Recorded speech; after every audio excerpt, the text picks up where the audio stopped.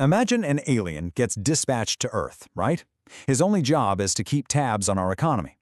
So it's New Year's Eve 2007, and he's hovering over New York City. He looks down and sees booming stock markets, soaring real estate, literally massive wealth everywhere.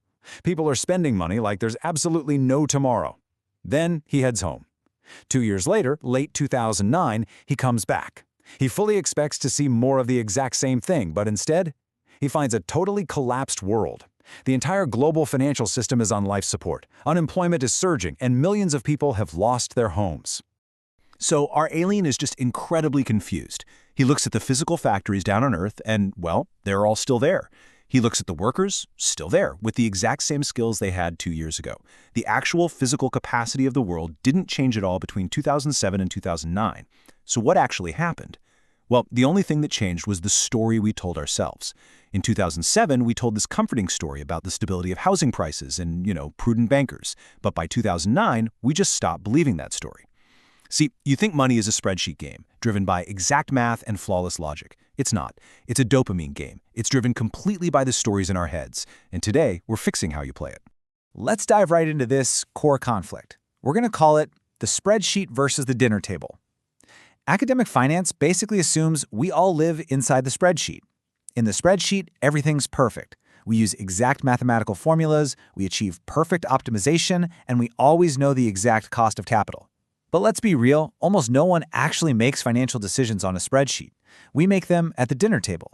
And at the dinner table, those decisions get completely scrambled together with your ego, your fear, your unique worldview, and just wildly incomplete information. We like to assume people are completely rational calculators, but actually, we're driven by deeply ingrained, sometimes totally chaotic, human nature. Now, this clash between pure math and human nature creates what we call the rationality trap. And here's the thing, most people lose money here because they try to be perfectly rational robots. But trying to perfectly optimize your finances using only pure math usually just blows up in your face. Actually, I'll show you why you should aim to be reasonable instead in just a minute. But first, we really need to understand the hidden psychological software that's running in the background of your brain right now. This brings us to a really fascinating cognitive bug in our mental software. It's the reason why, sometimes, you'll believe absolutely anything. We all fall for what psychologists call appealing fictions. When the stakes are incredibly high and our actual control over the outcome is incredibly low, our brains do something really wild. We just invent stories. We stop looking for the objective truth and we start aggressively looking for any narrative that just makes us feel safe and in control. So, the absolutely crucial point here is this definition. An appealing fiction is believing a story simply because you desperately want or need it to be true. Let me give you a really simple analogy. If a weatherman says there is a 1% chance of rain today, you completely ignore it, right? You're definitely not dragging an umbrella around all day. But if some guy on TV says there's a 1% chance a random penny stock is going to multiply 100 times over and make you a millionaire, you might just be tempted to bet your life savings on it. Why? Because the possibility of that huge outcome exists, and you desperately want it to be true. It's crazy. You'll ignore a 1% chance of a mild inconvenience, but you'll literally bank your entire future on a 1% chance of ultimate freedom. And you can see exactly how this plays out in the real world to create a massive wealth trap. Historically, 85% of active mutual funds underperform their simple benchmark over a 10-year period. 85%! Now, you'd think an industry with such terrible performance would be this tiny, ignored little niche. But no, we pour billions and billions of dollars into these funds every single year. Why do we do that? Because the pain of admitting we can't actually predict the stock market is just too high. Believing there's some smart guy in a fancy suit who can magically multiply our money is an appealing fiction, and we will gladly pay for it. We fall for this because of the illusion of control. The brilliant psychologist Daniel Kahneman broke down how we build these complete, comforting narratives to fill in our fundamentally incomplete views of the world. Basically, we focus strictly on what we want and what we can do, while completely neglecting the plans and skills of millions of other people acting in the market. We just casually ignore the massive role of luck, and we become overly confident in our own incomplete beliefs. Because honestly, acknowledging how little control we actually have over the global economy, that's terrifying. So we make up a story where we're firmly in the driver's seat. To see just how deep this delusion really goes, look at this wild comparison. 99.999998%. That is exactly how accurate NASA was when predicting the arrival of the New Horizons spacecraft at Pluto after a decade-long 3 billion-mile journey. They were off by about 1 minute. I mean, that is a field of absolute precision. Now look at economic forecasting. Back in late 2007, the Federal Reserve predicted economic growth for 2008.